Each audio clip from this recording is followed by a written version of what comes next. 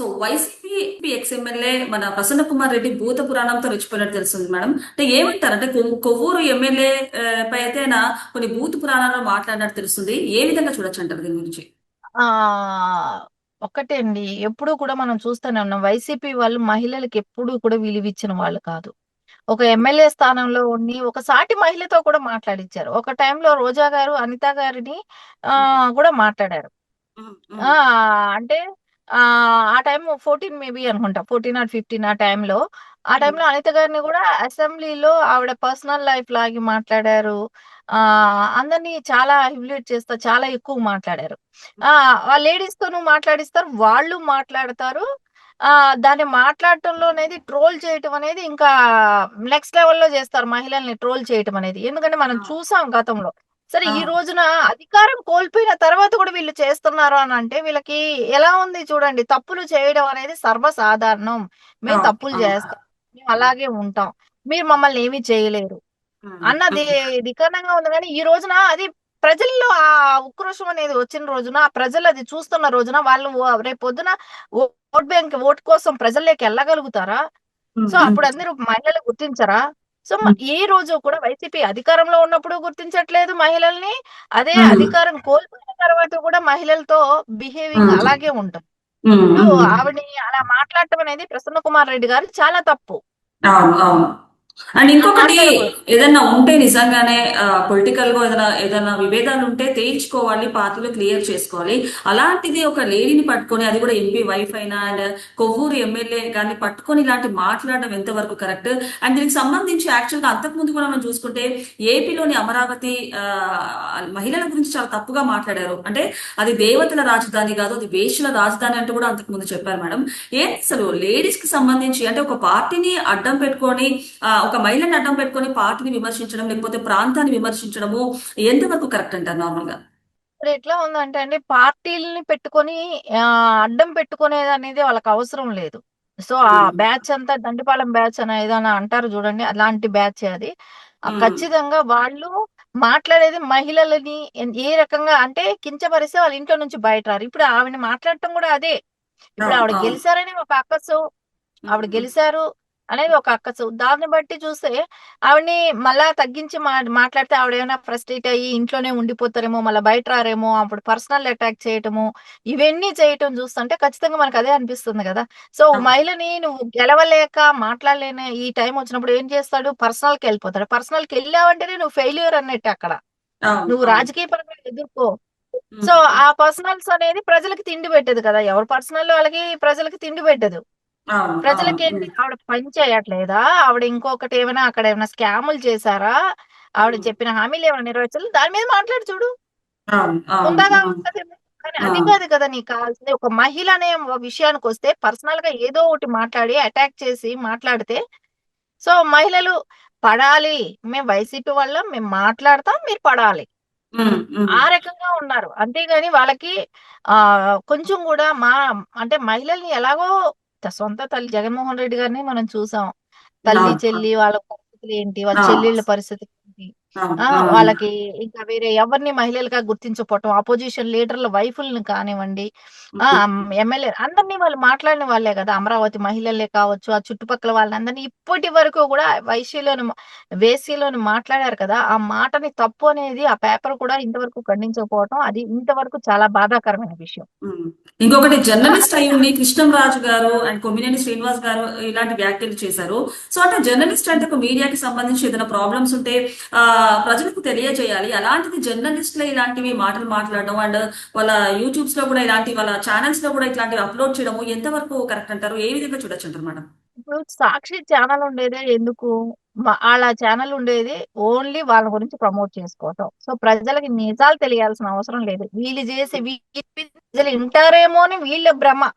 అవును, అంతేగాని అవును, ప్రజలెవరు కూడా సో, ఉమ్, అదేంటంటే దానిలో కూర్చొని మాట్లాడే వాళ్ళందరూ గూడా పేమెంట్ ఇప్పుడు ఆ కృష్ణంరాజు అనే వ్యక్తి ఆ జర్నలిస్టు సో, ఆయన పేమెంట్ తీసుకొని మాట్లాడుతున్నాడు.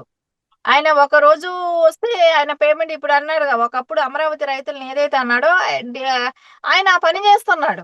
అంటే పేమెంట్ తీసుకొని అమరావతి మహిళలు అని చెప్తున్నారు కదా! అది తీసుకొని మాట్లాడుతున్నాడు. అతనే మాట్లాడుతున్నాడు అవన్నీ అంటే కూడా. పేమెంట్ సో, తీసుకొని ఇవన్నీ ఏమన్నా మాట్లాడొచ్చా మేడం? ఏమన్నా వ్యాఖ్యలు చేయొచ్చా? అంటే వాళ్ళ ఇంట్లో ఆడవాళ్ళు లేరా? వాళ్ళ ఇంట్లో ఇంకెవరు లేరా? పేమెంట్ తీసుకుంటే ఏమన్నా చేయొచ్చు అంటారా? నేను ఒకటే చెప్తున్నా. ఇక్కడ సాక్షి యాజమాన్యానికి తెలియకుండా అంత పెద్ద మాట మాట్లాడతాడనుకోవటం అయితే మనం అనుకోలేం. అవును. ఎందుకంటే అవును. ఆళ్ళందరూ తెలిసి అది స్క్రిప్టెడ్.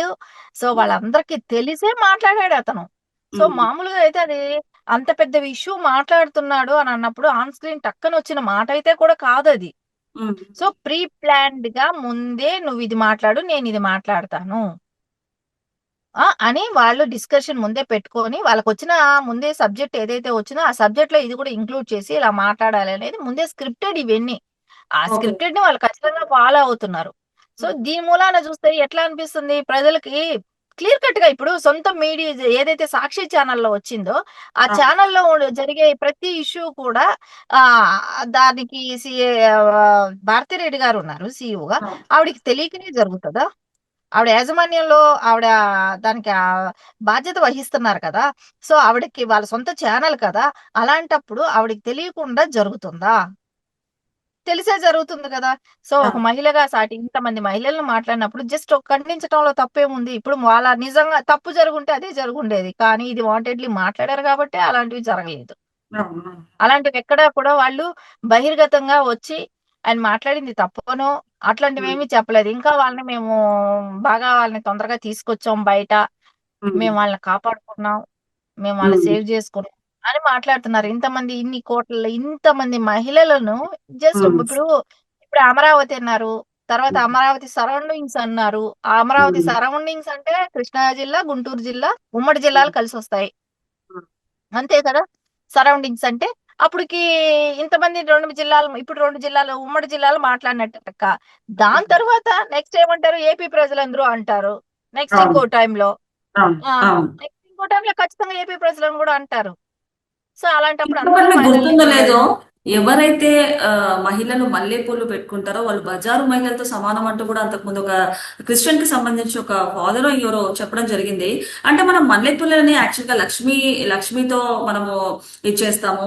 కంపేర్ చేసుకుంటాము. అలాంటిది ఒక మతాన్ని కాదు టోటల్‌గా ఎవరెవరైతే మల్లెపూలు పెట్టుకుంటారో వాళ్ళు బజారు మహిళలతో సమానం అంటూ కూడా చెప్పడం జరిగింది. ఏంటి మేడం అసలు ఏం జరుగుతుందంటారు? ప్రతి మహిళల మీద ఇంత ఈజీగా కామెంట్స్ చేసేస్తున్నారు అంటే ఏ విధంగా చూడొచ్చంటారు దీన్ని? ఇప్పుడు మహిళల మీద పువ్వులు పెట్టుకోవటం తప్పనంటే హిందువులకి సంబంధించిన వాళ్ళైతే అయ్యుండరు. అవును. హ్మ్. మన హిందువులకి సంబంధించిన వాళ్ళు కాదు వాళ్ళు.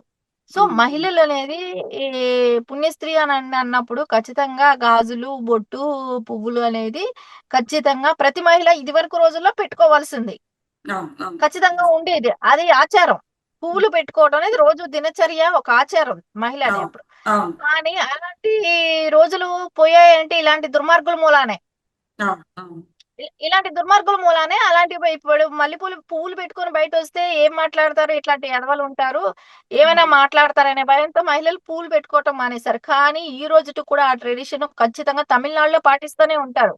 అవును. హ్మ్. హ్మ్. హ్మ్. తమిళనాడులో మహిళలు ఖచ్చితంగా పువ్వులు పెట్టుకుంటారు. హ్మ్. సో, మన విషయానికొచ్చేటప్పటికి ఇక్కడ ఇట్లాంటి కొంతమంది సైకోలుంటారు కదా! ఈ సైకోలు పూలు పెట్టుకుంటే వేరే రకంగా మాట్లాడటంతో సో, వీళ్ళకి దాని గురించి అలా మాట్లాడటం అలవాటు చేశారు.